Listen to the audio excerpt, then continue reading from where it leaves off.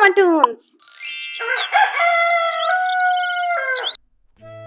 কুলকুল করে বয়ে যাওয়া নদীর ধারে একটি ছোট্ট গ্রাম।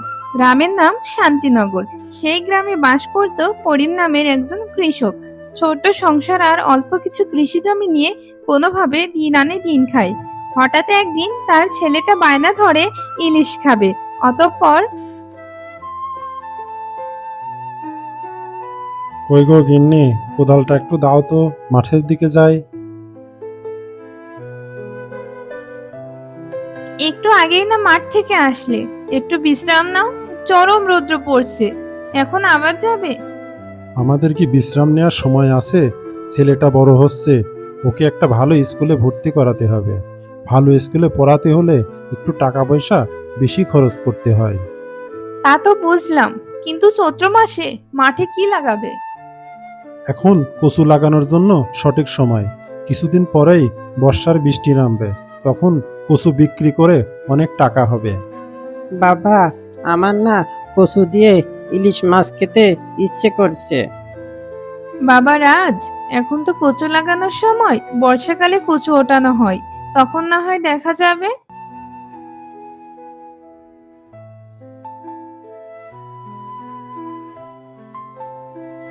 কি গো করিম মিয়া, শরীরে একটু বিশ্রাম দাও।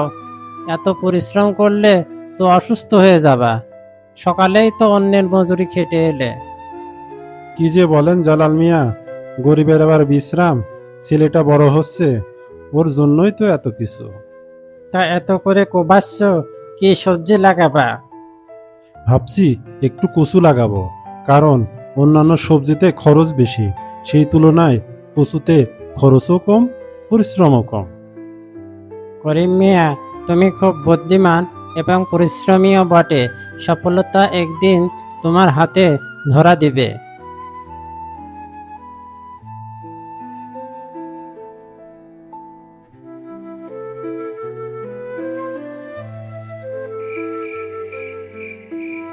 আচ্ছা বাবা, তুমি সকাল হলে অন্যের ক্ষেতে কাজ করো, আর বিকেলে নিজের ক্ষেতে।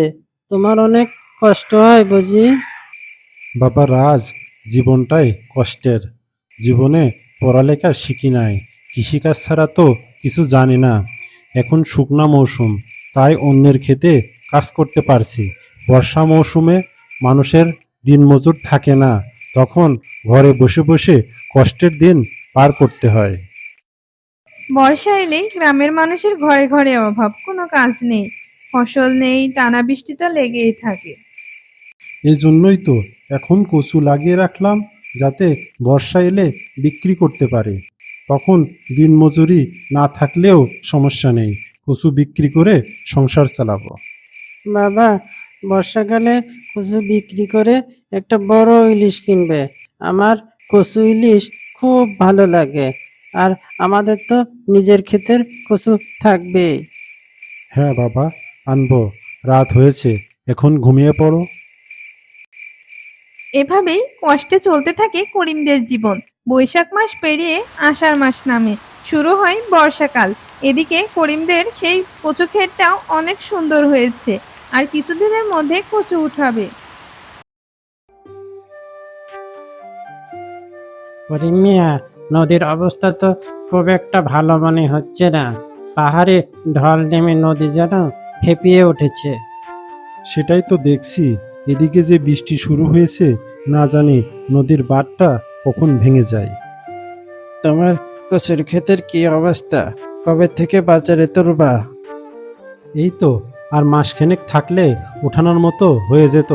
আমাদের এখন একমাত্র সম্বল ওই কচুর ক্ষেতটি, সবই আল্লাহর ইচ্ছে।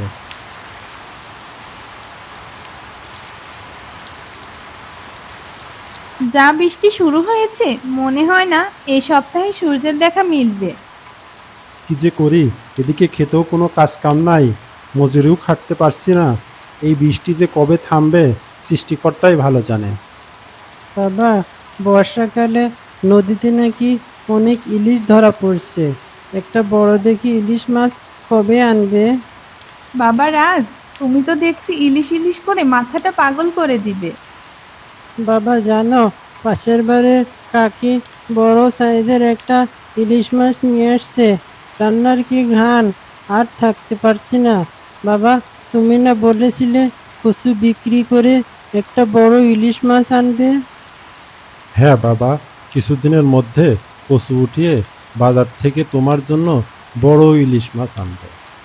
এদিকে বর্ষা বেড়েই চলেছে, সারাদিন আলোর দেখা নেই, চারিদিকে থই থই পানি, রাস্তাঘাট সব ডুবে একাকার। অতঃপর একদিন কি গো করিম মিয়া, বাড়িতে আসো নাকি? চলো নদীর ধারে চলো, নদীর পানি অনেক বেড়েছে। বাঁধটা মনে হয় আজকেই ভেঙে যেতে পারে। কি বলছেন জালাল মিয়া, সত্যিই নাকি? গিন্নি, কোদালটা দাও দেখি। এই বৃষ্টির মধ্যে কোদাল নিয়ে কি করবে তুমি? তোমার তো কাজও নাই। নদীর অবস্থা ভালো মনে হচ্ছে না, বাঁধটা ভেঙে যেতে পারে, দেখি কিছু করা যায় কিনা। এই যে রহিমা বাবু, শুনছো? নদীর বাঁধটা নাকি ভাঙার অবস্থা। আমাদের তো এক টুকরোই জমি আছে, কত কষ্টের কচু ক্ষেত, সব তো মনে হয় এবার ডুবে যাবে। আমাদের এবার কি হবে? কোনো কাজ তো নাই, এমনি বেকার বসে আছে ঘরে। বর্ষার দিনে আমাদের তো এবার দেখছি না খেয়ে মরতে হবে। কি বলো, নদীর বাঁধ ভেঙে গেলে শুধু আবাদি জমিই ডুববে না, বাড়িঘরও ডুবে যেতে পারে। কি বলেন বুবু? তাহলে হাঁস মুরগি গরু ছাগল নিয়ে উঠবো কোথায়? সবাই বলা বলি করছে স্কুলে আশ্রয় নেবে। আশ্রয় না হয় নিলাম, কিন্তু বন্যা হলে আমরা খাবো কি? আগে থেকে শুকনো খাবার কিনে রাখতে হবে। আমি তোমার জালাল ভাইকে আজকেই সব কিনে এনে রাখতে বলবো। কিন্তু আমাদের তো তেমন টাকাও নাই, ছেলেটাকে নিয়ে যে কি করব?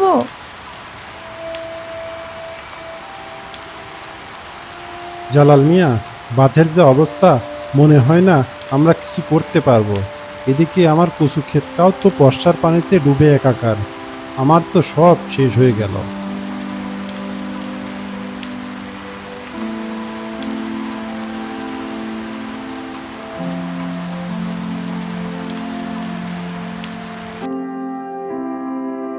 সৃষ্টিকর্তা অবশ্যই আমাদের রক্ষা করবেন। ধৈর্য ধরো, চলো বাড়ির দিকে যাই, আগে থেকেই সব গোছগাছ করে রাখি।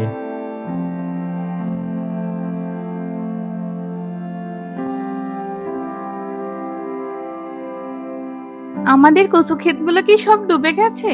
পানি কি কমবে না? কতদিন থাকবে এমন ভাবে? হ্যাঁ, সব ডুবে একাকার। পাহাড়ি ঢল এসে সব পানি কচুর ক্ষেত দিয়ে নদীতে পড়ছে, আমার সব কচু ক্ষেত শেষ। বাবা, সব কচু কি ডুবে গেছে? শুনেছি বন্যা হবে। বন্যা হলে আমরা কোথায় উঠব? আপাতত স্কুলে ছাড়া তো তেমন জায়গা দেখছি না। বাবা, আমার আর এবছর ইলিশ মাছ খাওয়ার ইচ্ছে নেই। চারিদিকে যে অবস্থা, তোমার জন্য আমার খুব কষ্ট হচ্ছে বাবা। সেই গভীর রাতে যখন গোটা গ্রাম ঘুমে অচেতন, তখন নদীর দুর্বল বাঁধটা ভেঙে গেল। সমস্ত গ্রামে পানি ঢুকে পড়লো। যে যার মতো জিনিসপত্র আর গরু বাছুর নিয়ে উঁচু জায়গায় ছুটতে লাগলো। এদিকে করিম তার পরিবারকে নিয়ে স্কুলে আশ্রয় নিল।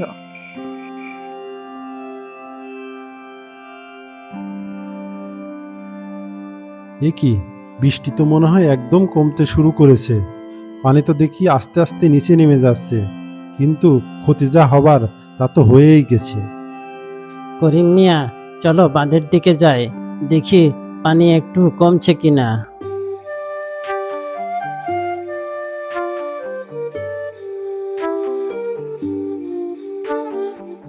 বাবা রাজ, কচুর ক্ষেতের মধ্যে সাদা সাদা এগুলো কি দেখছি?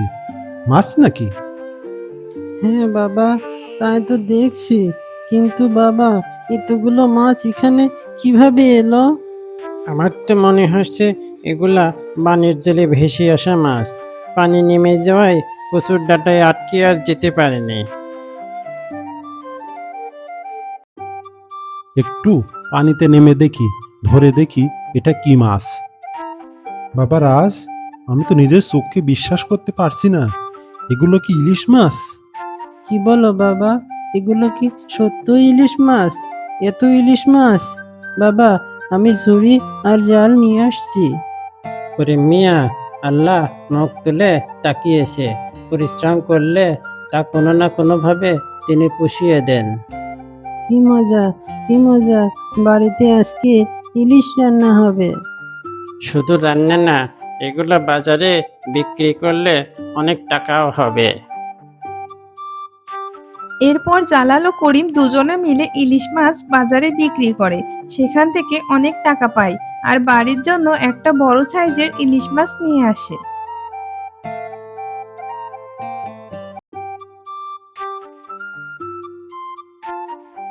এই যে রাজের মা, দেখো তোমার জন্য কি নিয়ে এসেছি। আল্লাহ আমাদের মুখ তুলে তাকিয়েছেন, আজ আমার রাজের জন্য কচু আর ইলিশ রান্না হবে। শুধু আমাদের রাজ না, আজকে আমাদের প্রতিবেশীরাও ইলিশ খাবে, ওদের জন্য ইলিশ মাছ নিয়ে আসছে।